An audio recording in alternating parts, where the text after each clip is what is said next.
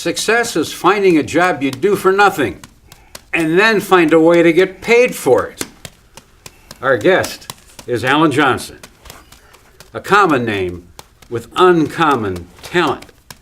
Alan has been performing professionally for over 35 years in almost every kind of arena and venue imaginable. His comedy juggling act has been seen at the Renaissance Festival, in comedy clubs in New York and Los Angeles, colleges, trade shows, cruise ships, churches, scouting events, and he's been enjoyed across the country, and not only that, across the world. Alan began his career in the Twin Cities and then spent 14 years living and working in Hollywood. As an actor, he's appeared at the Guthrie Theater, the Old Log Theater, the Indiana Repertory Theater, and other regional theaters across the country. Alan's acting talents have been used in numerous radio and television commercials, and for such companies as Hanna-Barbera, Porchlight Entertainment, Focus on the Family, and the National Football League. Alan's shows including Spider-Man. He was in the movies Spider-Man, The Babe, Thin Ice, and ER. His comedy juggling act has been a favorite at county fairs, library programs, blue and gold banquets, and other community events. Watch him. Unbelievable. Alan, you are, in one word, amazing. Thank you, John. Ta-da. So glad to have you as a Thank you. guest. It's a pleasure to be here with you. Success is finding a job you do for nothing and then find the job and do it. And it looks like you did that all the way around, and you've had several things that you've done in your life. Well, I've been blessed, John. I've got to tell you, I studied theater at the University of Minnesota. I wanted to be an actor, and I became an actor. But in that journey, I developed another skill. I was singing at the old Camelot restaurant out on Highway 494 and 100. And between shows, someone taught me how to juggle, just taught me the basics. One ball in the air, one in each hand. And I started practicing between the shows. I started practicing the balls, the clubs. I have a Chinese stick that I do between. So, and then I developed my juggling act.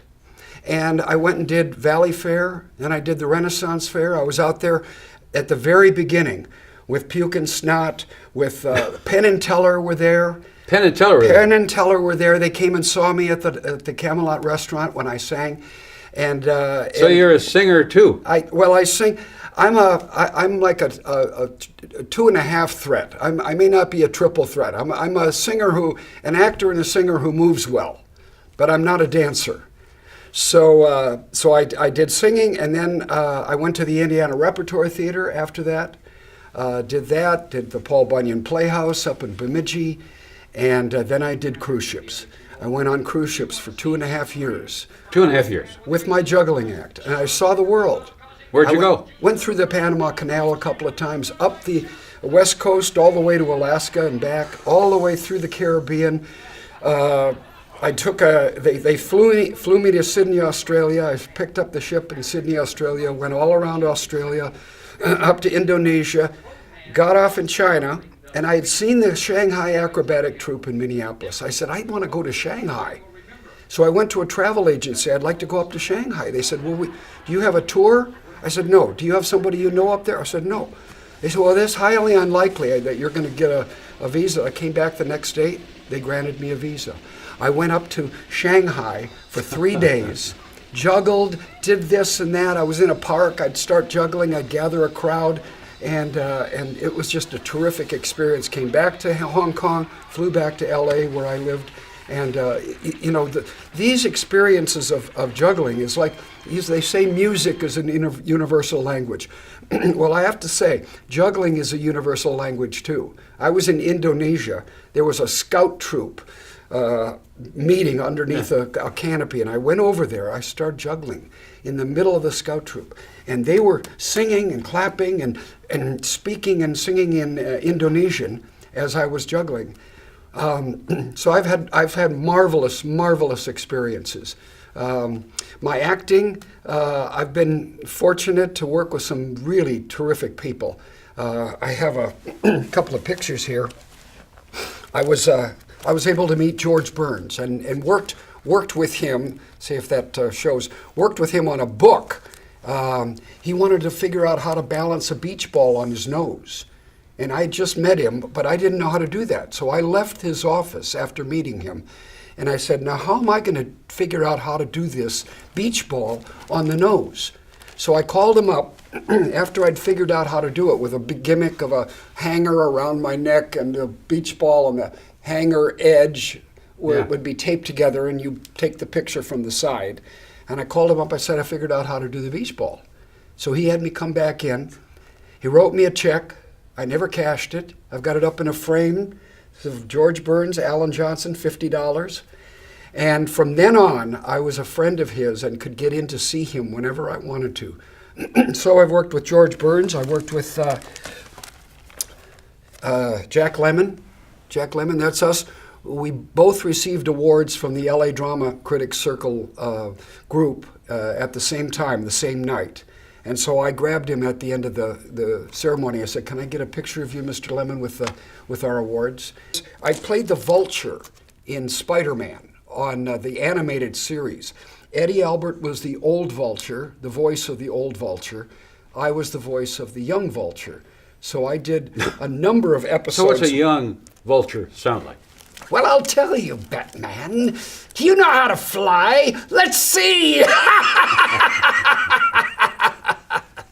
He is amazing. Oh, my God. You have had fun. It hasn't been a job, has it? No, it hasn't been a job. Here's Roy Rogers and Dale Evans. Wonderful, wonderful people, icons of the Old West and so forth. I was on Night Court about a dozen times. In this episode, I portrayed Harry in a little film that one of the characters was doing, like Night of the Living Dead, only it was the characters on Night Court. And so I portrayed Harry's double. And you can see he's dealing some cards, and I've got the same kind of hat on and the tie and everything, and he's kind of wondering, who is that looks like me? So that was a great experience. And I ran a theater company for many, many years in Los Angeles called Actors Co-op. Now, when I moved out to Los Angeles in 1984, I moved out right as the Olympics were going on. And you worked the Olympics. I was at the Olympics the whole time. I found a theater company called Actors Co-op, and I was blessed to be able to audition. I got in it, and I started writing and directing shows, and they were award-winning shows. And one of them, as a matter of fact, the one that Jack Lemmon was in, that was one of the shows that I directed. And then another show I directed was Guys and Dolls. And we had wanted Jane Meadows, Steve Allen's wife, to do a show at the Actors Co-op, but she couldn't. She couldn't do a show because she didn't have the time. But they said, we would love to come and see one of your shows. They came to Guys and Dolls. They came back. They wanted to come backstage. It was one of the best shows that Steve Allen said he's ever seen. On Broadway, doesn't matter.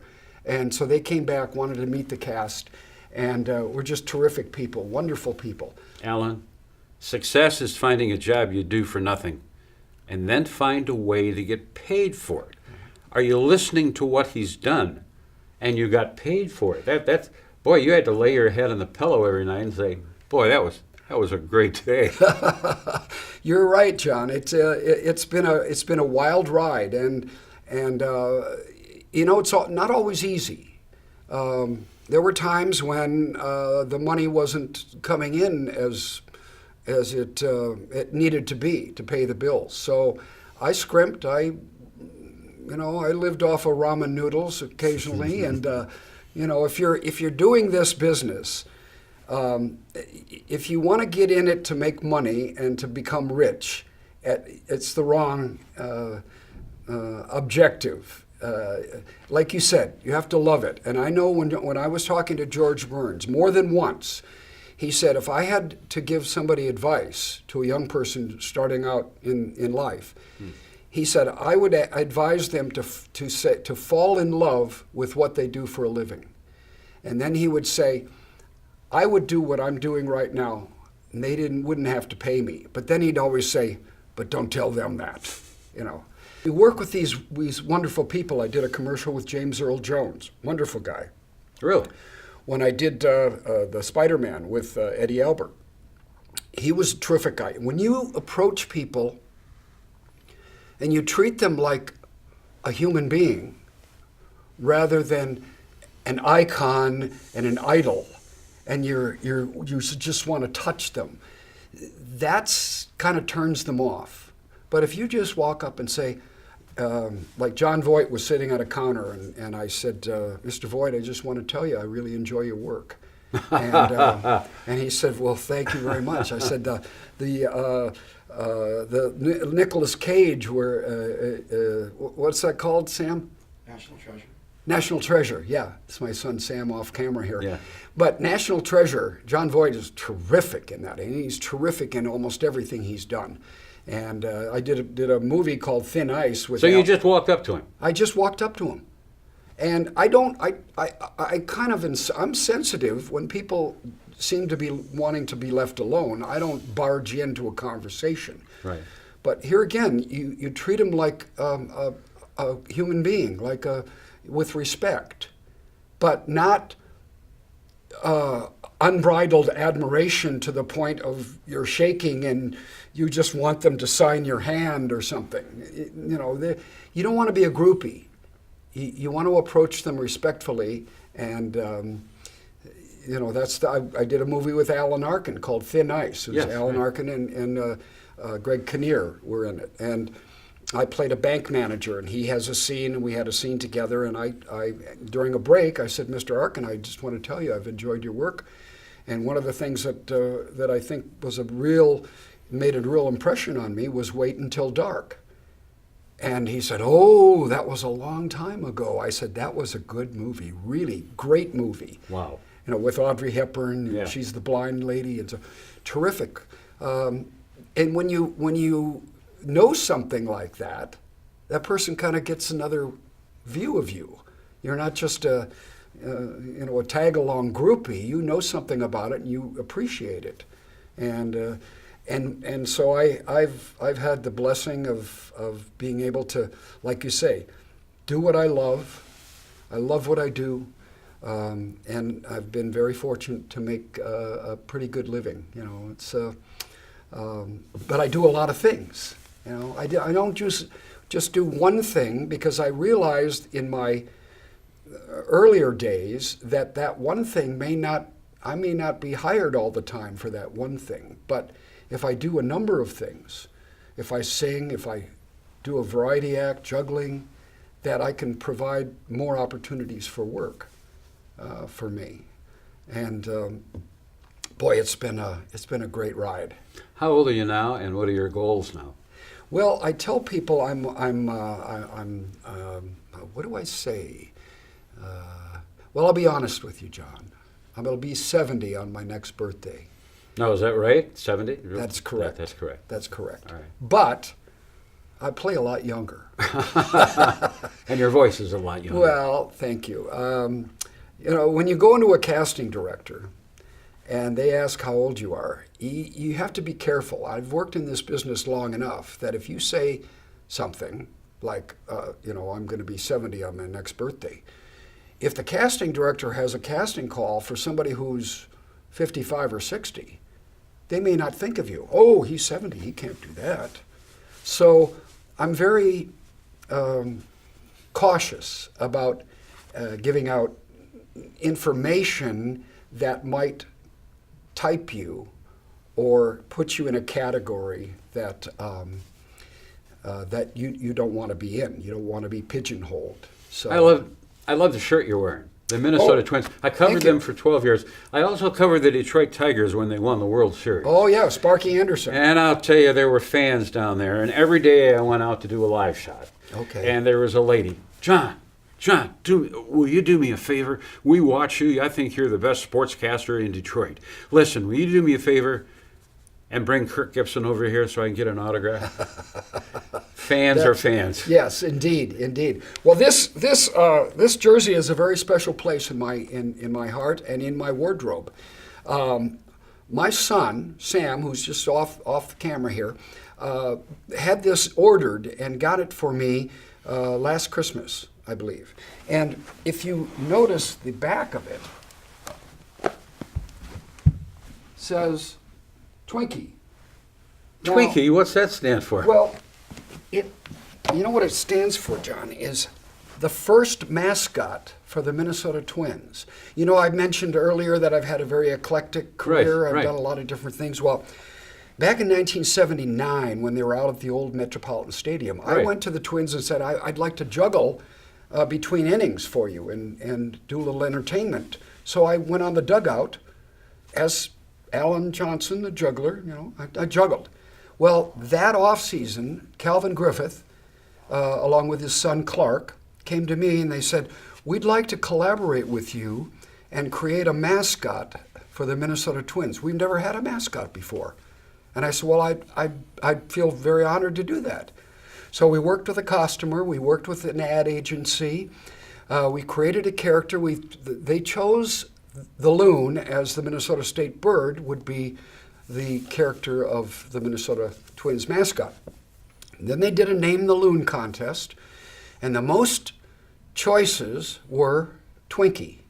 Now, Twinkie was kind of the slang term for the Minnesota Twins. So when the person would write a column, they'd say that the Twinkies are, you know, not doing so well this year or whatever it is. So they created this loon outfit, and he juggled and he unicycled around the field every game. Before the game started, he would unicycle around the warning track. 3 large bats. And 3 large bats, similar to that big bat there that I'm holding in this promo picture. So I would juggle 3 of these large baseball bats. Now I had don't tell anybody. I had a place to see out of there, so I could juggle the baseball bats. I also popped ping pong balls out of my mouth because I could open the beak at that time, and I could pop the ping pong balls out of my mouth. To fans. Yeah, for the fans. So I did every home game for the last 2 seasons, 1980 and 1981. I was at every home game. And the curator for the Minnesota Twins, a guy named Clyde Deppner. I know him. Yep. Clyde found... Great guy. Really great guy. And loves the Twins, loves curating. And he found me about a year and a half ago. Called me up one day. He said, this is Clyde Deppner. I'm the curator for the Minnesota Twins. You're Alan Johnson? I said, yes, I am. He said, well, I hear that you were Twinkie the Loon. Yes, I was. He said, I finally found you. He said, I've been looking for you for a while. And he said, I am so excited about, finding out who you are. And so he said, I'm going to get you out to the Twins. We're going to do some things. And he said, I'm not sure what all we're going to do, but we're going to do some things. So I went out earlier this year, before the season even started, for the people there, and Dave St. Peter was there, and it was all the non-players. There were about 200 people in the room. I went up and did a little performance, whatever. Clyde said, I wonder if you know who this is. And somebody from the back of the room said, I think it might be Twinkie the Loon. He said, yes, it is. And he called me up a number of months ago. He said, I'm wondering, I think we're going to get you to throw out the first pitch sometime this year. Oh, my gosh. And we set a date, June 13th. It's a Thursday, a noon start against the Seattle Mariners. Someone said, where's the costume? I think Calvin got rid of it when they moved from the old Met into the Dome. So there's no Twinkie the Loon outfit. But I will be honored to throw out the first pitch on June 13th at Target Field. And it's going to be just exciting. I've got friends from around here. I've got my brother from California, sister-in-law, some other people coming into town. It's going to be a party, and I hope I can. My son Sam is going to work with me, yes. And we're going to try to have that pitch go straight over the plate, not airmail and not skipping. So how old are you now? I'm 69. You're But I'm going to be 70. Going to be 70. Yeah. The reason I ask that is, what can people do? I mean, your memory is sharp. I mean, really sharp. Thank you. I mean, like, your memories come to life. How do you do this? How do you remember things like that? What advice you give to people to improve their memory? Could juggling help people? I've read that it can help people. Well, I think for sure that juggling would help your peripheral. It also helps your mind as you look at those. You're concentrating on the balls, and then eventually you don't have to look at the balls.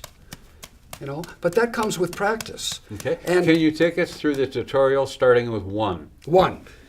The first thing I teach people is think of a rectangle, that the bottom short ends are right down here, about waist high or so, and the top short is about a little over your forehead. Right. Short end, long ends, short ends. 4 corners. You want to throw from this corner, have it go through that corner, down to this corner. So it looks like this.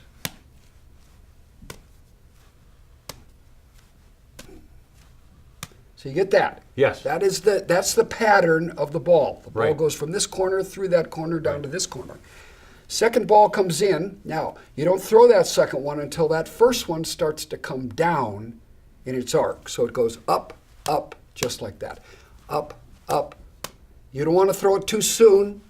That's a little too soon. You want to wait till it comes down, throw it on the inside, up to the other corner. Now, when you get 3 going, you just keep it going. You try to hit those corners. You don't have to see where the ball comes down. If it's a good throw, you catch it normally and naturally. But the throw is 99% of juggling is the throw. Really? You get a good throw, you're going to catch it. You won't have to think about it. But the throw gets off, then you start to have to really work at it. But if you can get a good throw and keep the rhythm going, keep the same height, keep that rhythm going, then you can keep it going for as long as you want. And you could do it to music, Here we come a-caroling among the leaves so green. Here we come a-caroling, da-da-da-da-da-da. And so it's a great skill. I've taught people to juggle, hundreds, thousands of people to juggle. And I've taught people your age. How old are you? 72. Yeah. See, someone came in, they were in their 70s. And they said, I've gone to circuses all my life. I've seen this and that. I never thought I could juggle. Well, I said, well, we're going to try. And when that person, that 70-some-year-old, finally got it up in the air, that smile on his face, it was like he was 10 years old again, and he'd learned something he never thought he could learn.